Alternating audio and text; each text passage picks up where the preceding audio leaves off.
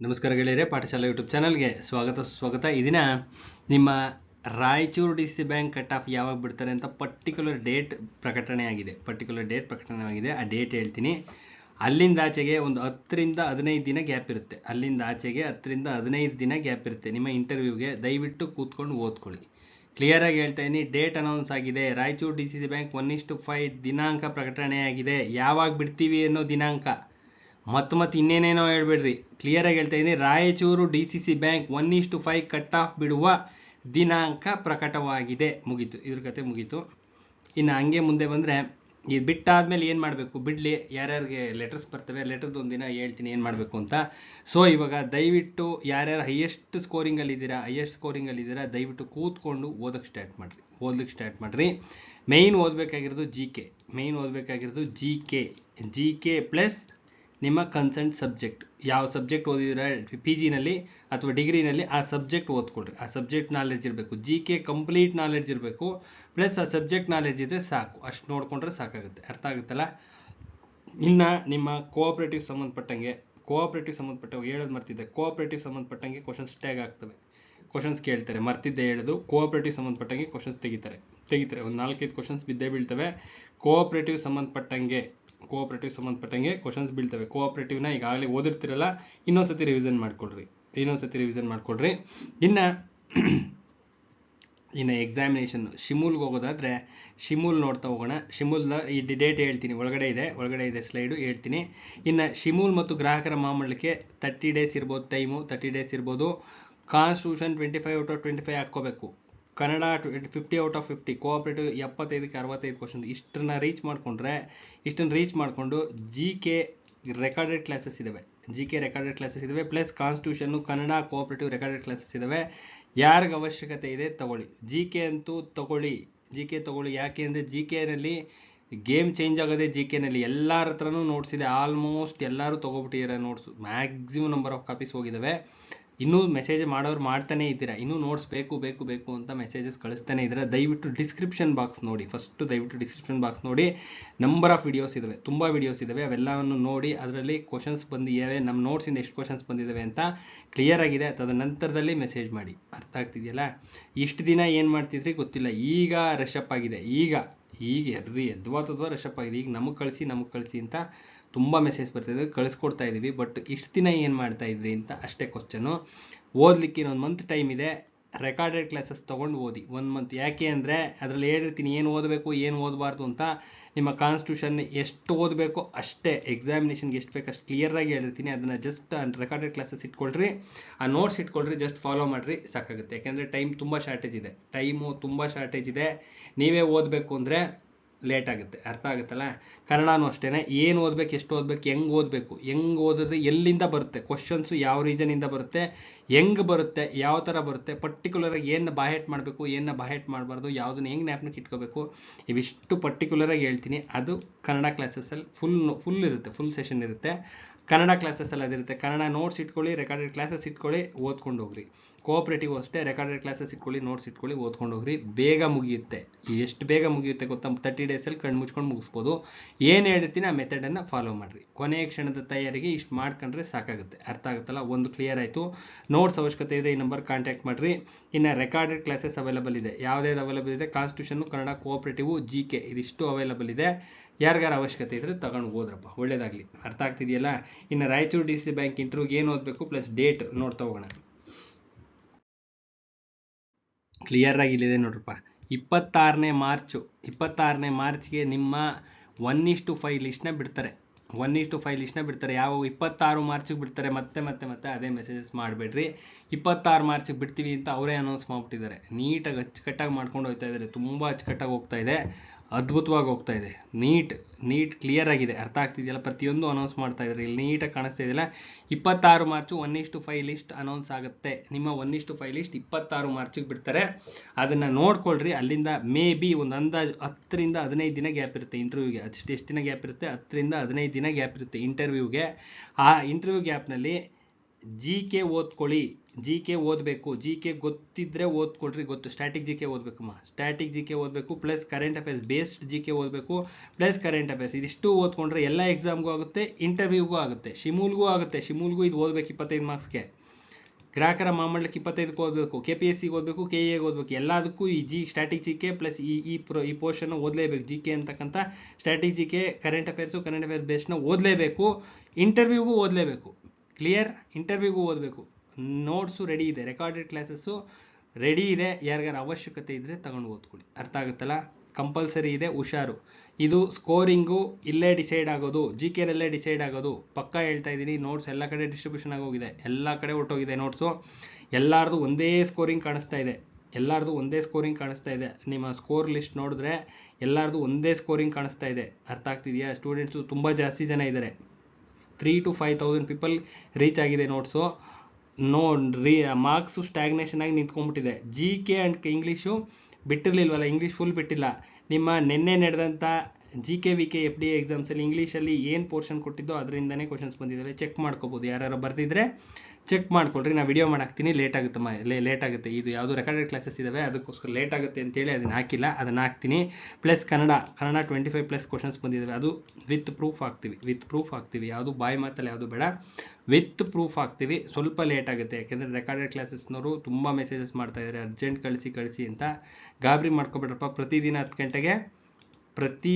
ಗಂಟೆಗೆ recorded classes send ಆಗುತ್ತೆ. ಯುಗಾದಿ ದಿನ ಬಿಟ್ಟು, ಹಬ್ಬದ ದಿನ ಬಿಟ್ಬಿಡ್ರಿ, ನೆಮ್ಮದಿಯಾಗಿ ಹಬ್ಬ ಮಾಡಿರಿ. ಅದು ಬಿಟ್ಟು ಪ್ರತಿದಿನ 10 ಗಂಟೆಗೆ ಸೆಂಡ್ ಆಗುತ್ತೆ. ಅರ್ಥ ಆಗುತ್ತಲ್ವಾ?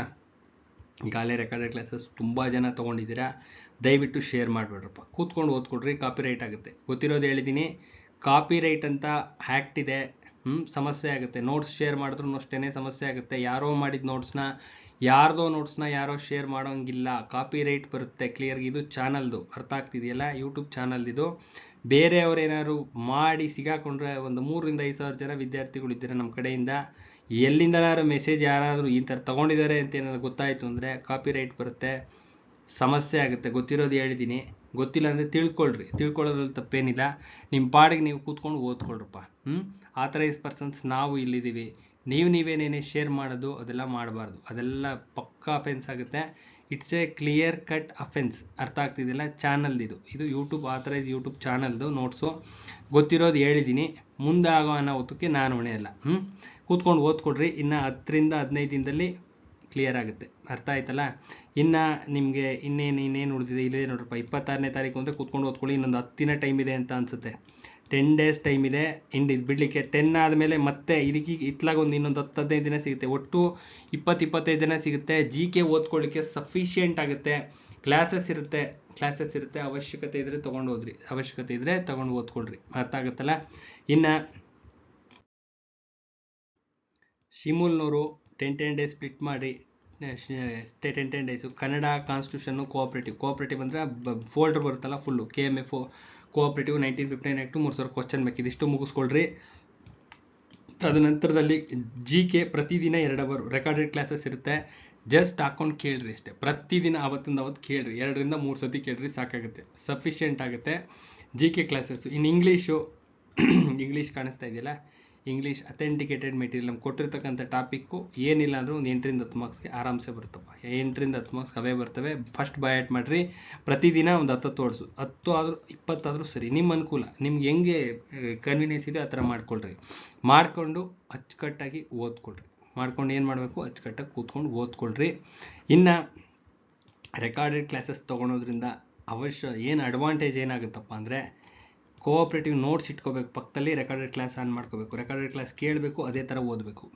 ಯಾವುದೋ ಒಂದು ಮೆಥಡ್ ಹೇಳಿರ್ತೀನಿ, ದಟ್ ಈಸ್ ಸ್ಕೋರಿಂಗ್ ಮೆಥಡ್. ಏನು ಓದಬೇಕು, ಏನು ಓದಬಾರ್ದು, ಯಾವುದ್ರಲ್ಲಿ ಕ್ವಶನ್ಸ್ ಕೇಳ್ತಾರೆ, ಹೆಂಗೆ ಕೇಳ್ತಾರೆ, ಎಲ್ಲ ಪರ್ಟಿಕ್ಯುಲರಾಗಿ ಹೇಳಿರ್ತೀನಿ. ಅದನ್ನು ಹಂಗೆ ಓದ್ಕೊಂಡು ಹೋಗ್ಬೇಕು. ಅದು ಏನು ಮೆಥಡ್ ಇದೆ, ಇಲ್ಲೆಲ್ಲೋ ಬಾಯಟ್ ಮಾಡಿರಿ ಅಂತ ಹೇಳಿರ್ತೀನಿ, ಇಲ್ಲೆಲ್ಲೋ ಬಾಯಟ್ ಮಾಡೋದು ಬೇಡ, ಇಲ್ಲೆಲ್ಲೋ ಕೋಡ್ ಮಾಡಿರಿ ಅಂತ ಹೇಳಿರ್ತೀನಿ, ಇಲ್ಲೆಲ್ಲೋ ಬೇರೆ ಥರ ಜ್ಞಾಪಕ ಇಟ್ಕೊಳ್ಳೋದು ಹೇಳಿರ್ತೀನಿ, ಇದ್ರಲ್ಲಿ ಬಂದೇ ಬರುತ್ತೆ ಕಂಪಲ್ಸರಿ ಅಂತ ಹೇಳಿರ್ತೀನಿ. ಇವೆಲ್ಲವನ್ನು ವರ್ಕೌಟ್ ಮಾಡಿದ್ರೆ ಸ್ಕೋರು 150+ ಕಣ್ಣು ಮುಚ್ಕೊಂಡು ದಾಟುತ್ತೆ. 150+ ಕಣ್ಣು ಮುಚ್ಕೊಂಡು ದಾಟುತ್ತೆ. ಅರ್ಥ ಆಗ್ತಿದೆಯಲ್ಲ?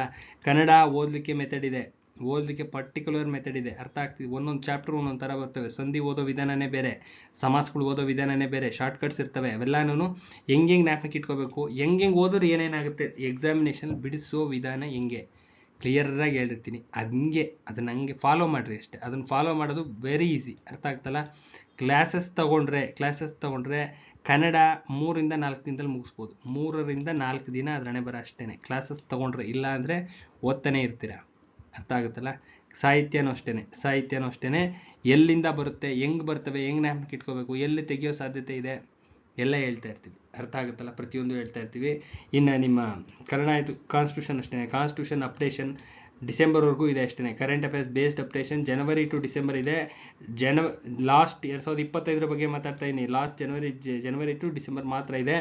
ಇನ್ನು ನಿಮ್ಮ ಎಕ್ಸಾಮಿನೇಷನ್ ಆಗಿಲ್ಲ, ಮುಂದಕ್ಕೆ ಈಗ ಬೇಕು. ಈ ಜನವರಿಯಿಂದ 2026 ಜನವರಿಯಿಂದ ಟಿಲ್ ಎಕ್ಸಾಮಿನೇಷನ್ವರೆಗೂ ಕರೆಂಟ್ ಅಫೇರ್ಸ್ ಬೇಸ್ಡ್ ಓದಲೇಬೇಕು. ಕಾನ್ಸ್ಟಿಟ್ಯೂಷನ್ 100% ಓದಲೇಬೇಕು, ಇಲ್ಲ ಅಂದರೆ ಸ್ಕೋರು ಇಳಿದೋಗುತ್ತೆ. ಕ್ಲಿಯರಾಗಿ ಹೇಳ್ತಾ ಇದ್ದೀನಿ, ಕರೆಂಟ್ ಅಫೇರ್ಸ್ ಬೇಸ್ಡ್ ಓದಲೇಬೇಕು.